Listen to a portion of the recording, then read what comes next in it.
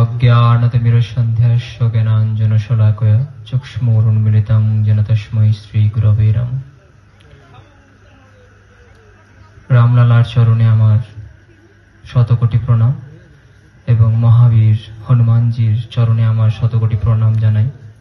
এখানে উপস্থিত এই এলাকার সকলের খুবই কাছের প্রিয় সাংসদ এবং প্রিয় এমএলএ সাহেব এবং আমার পূর্ব পরিচিত বাটুলদা এবং সকল প্রিয় যোদ্ধা, সহযোদ্ধা এবং সকল ভক্তবৃন্দ এবং বৈষ্ণববৃন্দের চরণে আমার শতকোটি প্রণাম জানাই।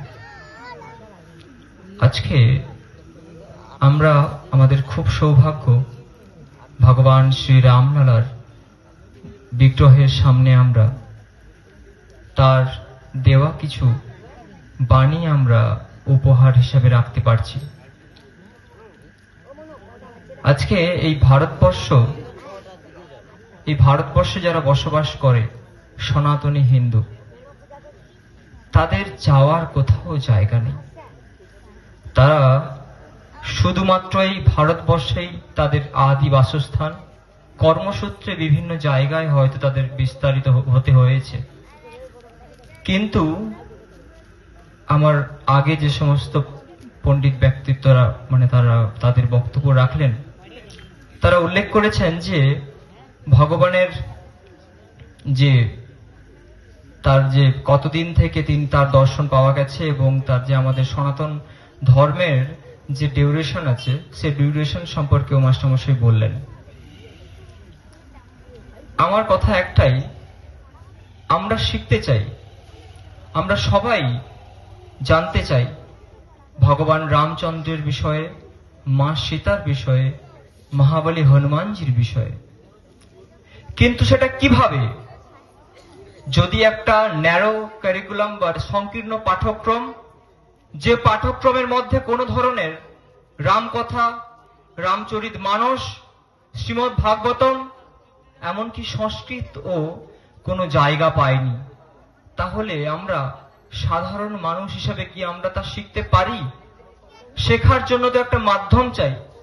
যদি সংস্কৃত নামক বিষয়টা যেরকম আলিপুর চিড়িয়াখানায় রাখার মতন একটা অবস্থা হয়েছে, জাদুঘরে রাখার মতন অবস্থা হয়েছে, সংস্কৃত বইটাই এখন খুঁজে পাওয়া যায় না, হারিয়ে গেছে সংস্কৃত বই। রামকথা, রামচরিত মানস, শ্রীমদ্ ভাগবতম, এই সব কিছুই যেন হারিয়ে যাচ্ছে।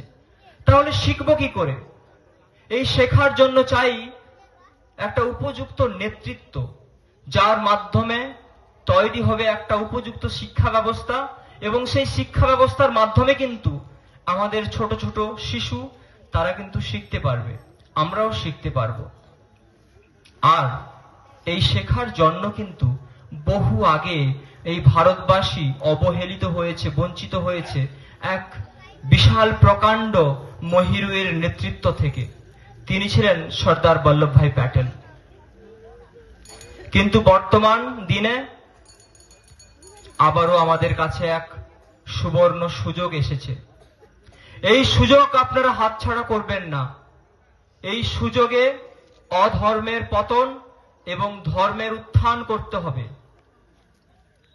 আমি আমার ছোট্ট কথার মাধ্যমে এটাই বলতে চাই, এখানে আমি অনেক গৈরিক যোদ্ধাদের দেখতে পাচ্ছি, যারা বর্তমান শাসন ব্যবস্থার বিপক্ষে থেকেও নিজেরা বিভিন্নভাবে অত্যাচারিত হয়েছে, অবহেলিত হয়েছে, সমাজের বিভিন্ন সমালোচনার শিকার হয়েছে, বিভিন্নভাবে অত্যাচারিত হয়েও কিন্তু তারা ভগবানের পথকে ত্যাগ করেনি। তারা ভগবানের পথ ধরে ভগবত প্রার্থী এবং পারমার্থিক কাজের জন্য নিজেকে বলি প্রদত্ত করেছে। সেই সমস্ত যোদ্ধাদের এই গ্রামবাসীর সকলের চরণে আমার একান্ত নিবেদন, আপনারা কিন্তু সেই যোদ্ধাদের কোনোভাবেই অবহেলিত করবেন না।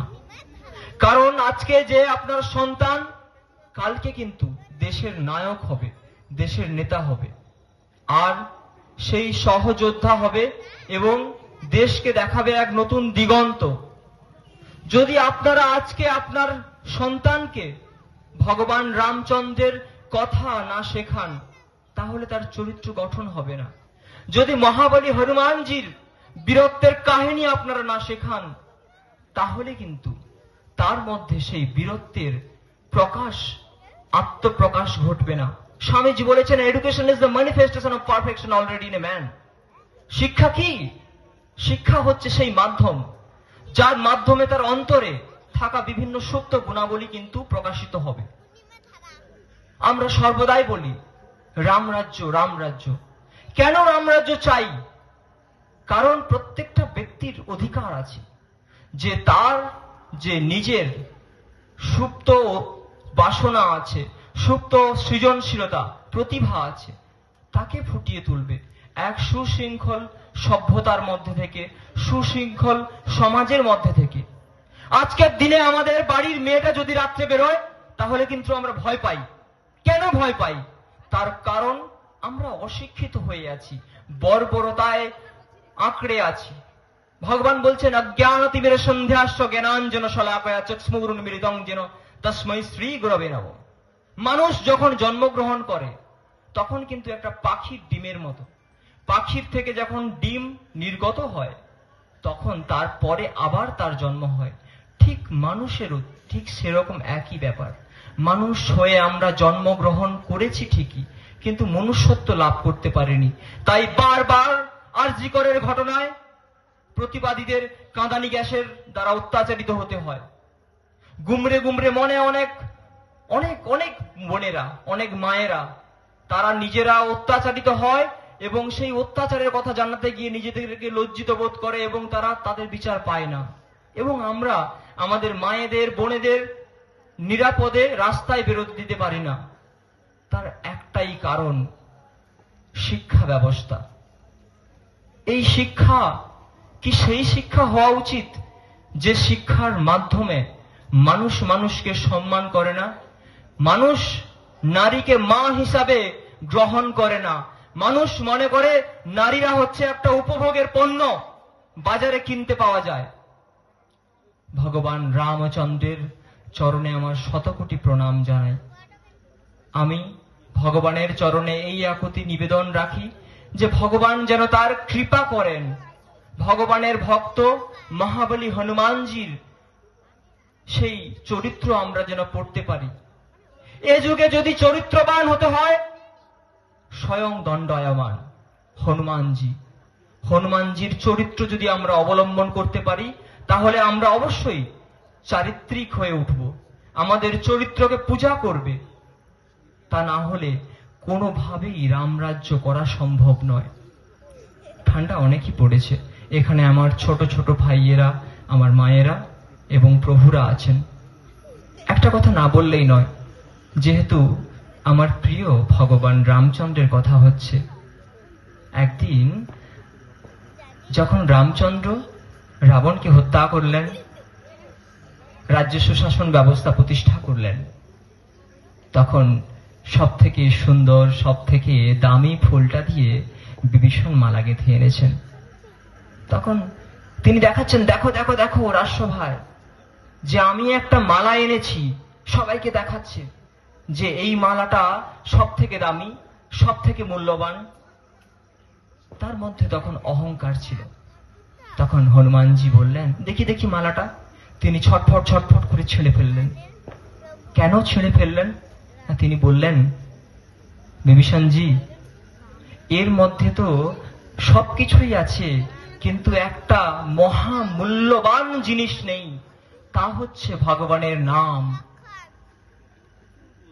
তাই ভগবানের নাম যখন আমরা মুখে উচ্চারিত করি তখন ভগবানের যে 64 কলা গুণ, সেই গুণ আমাদের মধ্যে প্রবাহিত হয়। আমাদের সুযোগ্য শিক্ষক এবং খুবই প্রিয় একজন এমএলএ শান্তনুবাবু বললেন যে আমরা কেন রাম নাম করব। তিনি খুব সুন্দরভাবে ব্যাখ্যা করলেন। সত্যিই তো, যদি আমরা ভগবানের নাম বলি, জয় শ্রীরাম বলি, রাম রাম বলি, যেভাবেই বলি, অন্তরের ভক্তি দিয়ে বলি, তাহলে ভগবানের মধ্যে থাকা যে সদ্গুণ, দেবত্ব গুণ আমাদের মধ্যে প্রবাহিত হয়। আবারও সকলের চরণে শতকোটি প্রণাম। কিন্তু আমরা সকলে হিন্দু, এখন ভগবানের কথা হচ্ছে, একটা কথা না বললেই নয়। সর্বশাস্ত্র গাবদগ্ধ গোপালনন্দনং পার্থবৎস সুধীর ভোক্তা দুগ্ধং গীতা অমৃতং মহতং, অর্থাৎ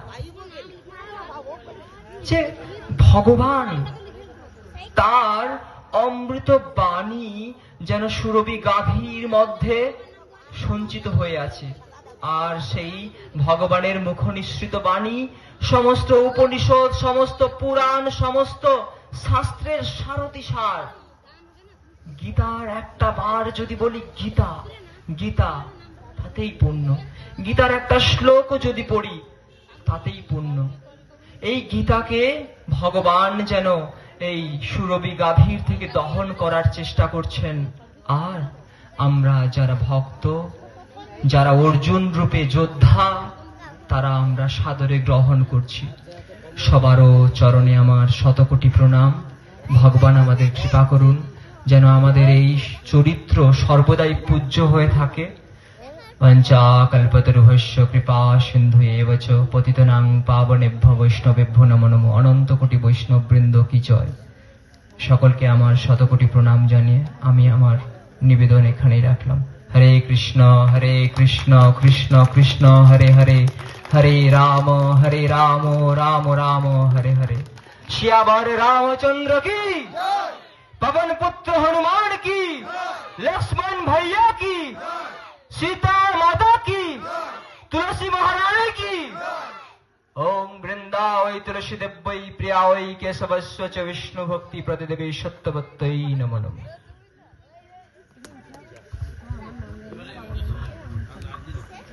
বারদেল পোতা যুব ইউনিটের পক্ষ থেকে মহারাজজিকে শতকোটি প্রণাম নিবেদন করি।